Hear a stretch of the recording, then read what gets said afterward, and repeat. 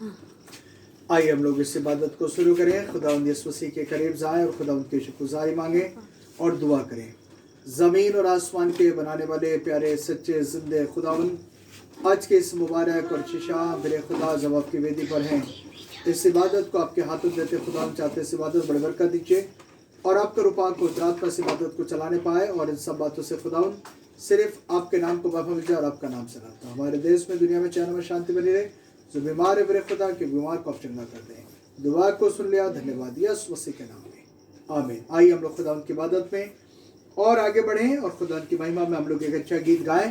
होके कुर्बान हर गुनाह से तूने मुझको है बचाया। होके कुर्बान हर गुनाह से तूने मुझको है बचाया। हर खुशी मिले तुझ में मसीह,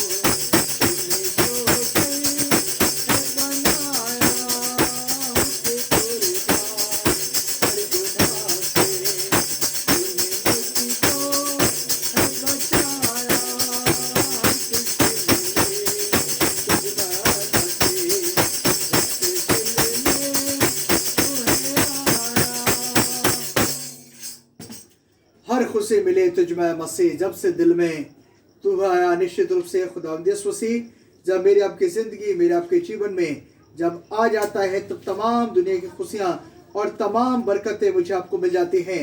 मैं पढ़ रहा था खुदावंद के खादिम के बारे में और तब खुदावंद के खादिम ने कहा, और मालूम है खुदा का कलाम में लिखा, और जकई ने खड़े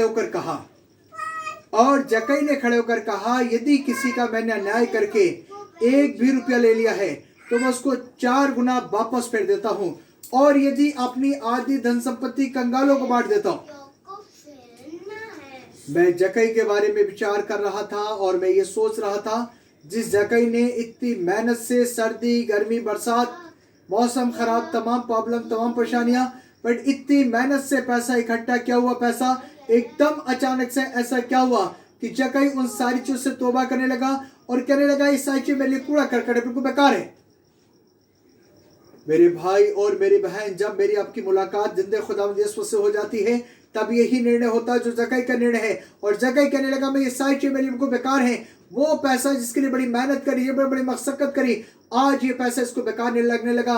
और आज इसको एक चीज दिखाई दे रही है कि जिन चीजों की इसे आवश्यकता थी, आज इसे वो सारी चीजें खुदावंद के अनुग्रह में, खुदावंद के नाम में आज इसकी मुलाकात एक जिंदे खुदा से हो गई है, जिसके लिए लगातार ही सोच रहा है। और तब ये कहने लगा खुदावंद ये सारी चीज मेरे को कूड़ा करकट बेकार है। आइए हम लोग एक बड़ी खास बात इस समय देखेंगे। मैं आपके साथ एक बड़ा खास पद पढ़ रहा हूँ, वही संहिता 91 का पहला पद। और यूं खुदावंद के कलाम में लिखा, जो परम प्रधान के छावे स्थान बैठा रहे वो सर्वशक्तिमान की छाया में ठिकाना पाएगा। 10 पद, इसलिए कोई विपत्ति तुझ पर ना पड़ेगी, ना कोई दुख तेरे डेरे के निकट आएगा। जब आपकी मुलाकात खुदावंद यीशु से हो जाती है और जब आप खुदावंद यीशु के पास आ जाते हैं, खुदावंद का कलाम मेरी आपकी जिंदगी, मेरे आपके जीवन के लिए है। और वो ये खुदावंद का कलाम बता रहा है, खुदा के खादिम ने कहा ये सारी चीजें मेरे लिए बिल्कुल बेकार हैं। और यहाँ पे मैं आप देख रहे हैं, जो व्यक्ति परम प्रधान के छाया स्थान में बैठा रहे वो सर्वशक्तिमान की छाया में ठिकाना पाएगा। और जो व्यक्ति ठिकाना पाएगा उसके लिए लिखा है, इसलिए कोई विपत्ति तुझ पर ना पड़ेगी, ना कोई दुख तेरे डेरे के निकट आएगा। अगर आप पढ़िए खुदा के कलाम को तो खुदा के कलाम में लिखा, जो लोग खुदा का खौफ रखते हैं, खुदा उनके फरिश्ते छापे डालकर उनके घरों की रखवाली करते हैं, हिफाजत करते हैं। इसलिए कोई दुख, कोई बीमारी, परेशानी उनकी जिंदगी, उनके जीवन के, उनके घर के करीब नहीं आती, चूंकि खुदा उनके फरिश्ते उनके घरों की छापे डालकर रखवाली करते हैं। और अगर आप आगे पढ़िए खुदा के कलाम में, पहला कुरिन्थियों किताब 6 अध्याय के 17 पद में, तब यहाँ पे मैं आपसे प्रचार कर रहा हूं, जो परम प्रधान के छावे स्थान बैठा रहे। पहला कुरिन्थियों 6 अध्याय के 17 पद में लिखा, जो पवित्र यीशु मसीह की संगति में रहता है वो सर्वशक्तिमान की छाया में ठिकाना पाएगा। और लिखा वहां पर, और वो उसके साथ एक आत्मा हो जाता है। जब आप पवित्र यीशु मसीह के साथ में अगरचे एक आत्मा बन चुके हैं, कोई दुनिया की ताकत, कोई सताई शक्ति आपको छूने वाली नहीं है।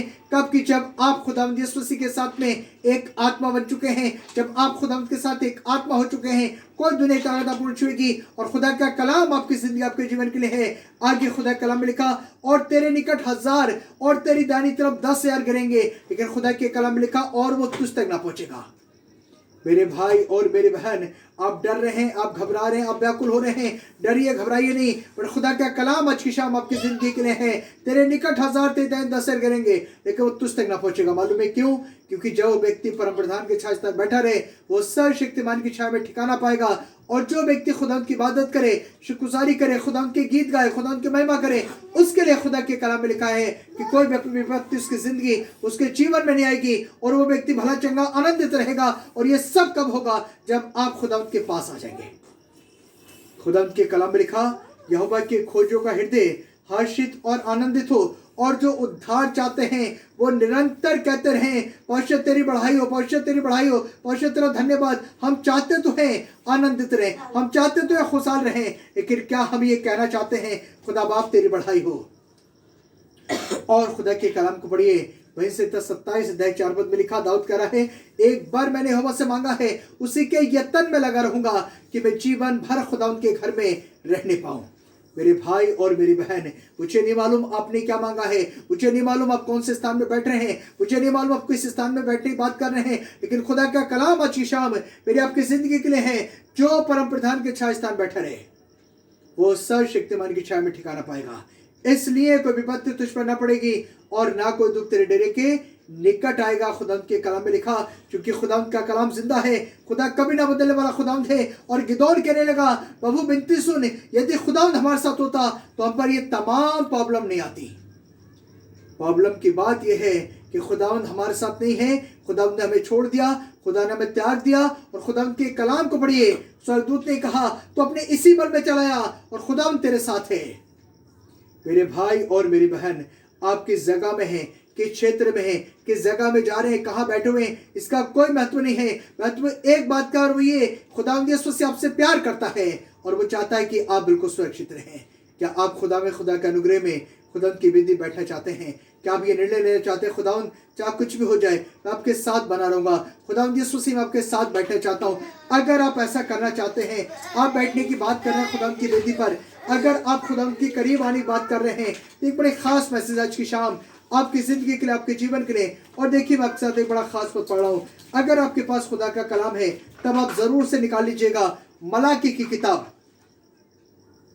आपके पास खुदा का कलाम है, आप जरूर निकाल लीजिएगा मलाकी की किताब 3 अध्याय के 11 पद। खुदा कलाम लिखा, और मैं तुम्हारे लिए नाश करने वालों को ऐसा घुड़कूंगा। किन के लिए? जो व्यक्ति परम प्रधान के छाया स्थान बैठा रहे वो सर्वशक्तिमान की छाया में ठिकाना पाएगा। और खुदा कह रहा है कि मैं तुम्हारे लिए नाश करने वाले को ऐसा घुड़कूंगा कि वो तुम्हारी खेती की उपज नाश न करेगा, और तुम्हारी दाखलताओं के फल कच्चे नहीं गिरेंगे। कोई भी दुख, कोई बीमारी, कोई परेशानी, कोई मुश्किल, कोई मुसीबत आपके घर के करीब नहीं आएगी, कोई बीमारी आपके जीवन में नहीं आएगी, कोई परेशानी आपके खानदान के करीब नहीं आएगी। और ये सब कब होगा? खुदा का कलाम बता रहा है कि मैं तुम्हारे लिए नाश करने वालों को ऐसा घुड़कूंगा। क्या आप चाहते हैं खुदावंद आपके फरिश्ते आपके घर की रखवाली करें? क्या आप चाहते हैं जो बीमारी, जो परेशानी आपके घर के करीब आ रही है, खुदावंद यीशु मसीह उन्हें डांटे? यदि अगर आप चाहते हैं तो मेरे भाई और मेरी बहन आज की शाम खुदावंद की बेदी पर आ जाइए, खुदावंद के चरणों पर आ जाइए, और खुदावंद के कलाम की एक बात याद रखिए, और वो ये खुदावंद का कलाम बता रहा है, जो परम प्रधान के छाया स्थान बैठे रहे। यदि अगर आप ऐसा करेंगे, और सुनिए, तब सारी जातियां तुमको धन्य कहेंगी, क्योंकि तुम्हारा घर एक मनोहर घर होगा, तुम्हारा परिवार एक मनोहर परिवार होगा, तुम्हारे बच्चों का जीवन एक मनोहर जीवन होगा। क्या आप चाहते हैं कि सच में आपका घर एक मनोहर हो जाए? आप चाहते हैं आपका परिवार एक मनोहर परिवार हो जाए? यदि अगर आप चाहते हैं, खुदावंद आपके घर को, आपके परिवार, आपके खानदान को, आपकी जिंदगी को बदल देगा, आपके घर को उतना अच्छा करेगा जितना आपने सोचा भी नहीं है। और हिंदी का ट्रांसलेट है मनोहर। अच्छाई के सारे शब्दों मिलाइए और कुछ सारे शब्दों मिलाकर एक खास शब्द बनता है मनोहर। खुदावंद आपके घर को, आपके परिवार को उतना अच्छा कर देगा, मनोहर कर देगा, सुंदर कर देगा। क्या आप चाहते हैं? अगर आप चाहते हैं तो सच आइए, खुदावंद के कलाम की बात को मानिए और खुदा की बेदी पर आ जाइए। आइए हम लोग अपनी आंखें बंद करें और दुआ मांगे, और खुदा आपके घर परिवार को मनोहर करेगा। क्या आप कहेंगे, खुदावंद यीशु मसीह मैं चाहता हूं मेरे घर को मनोहर कर दीजिए, मेरे परिवार को मनोहर कर दीजिए। अगर आप कहते हैं खुदावंद आपकी जिंदगी को बदल देगा, आपके जीवन को बदल देगा, वो जिंदा खुदावंद है।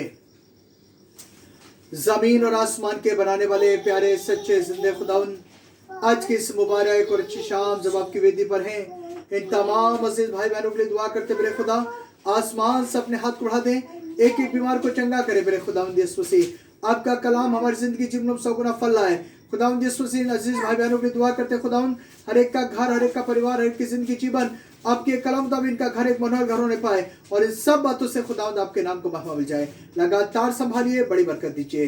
दुआ को सुन लिया, धन्यवाद यीशु मसीह के नाम में, आमीन। मेरे खुदावंद यीशु मसीह का फजल, खुदा आपकी मोहब्बत, पाक गुरु की रफाकत, शाकत तब से लेकर अब्दुल बाद इस स्थान के साथ हर एक व्यक्ति के साथ होते रहे। आमीन, आमीन, आमीन।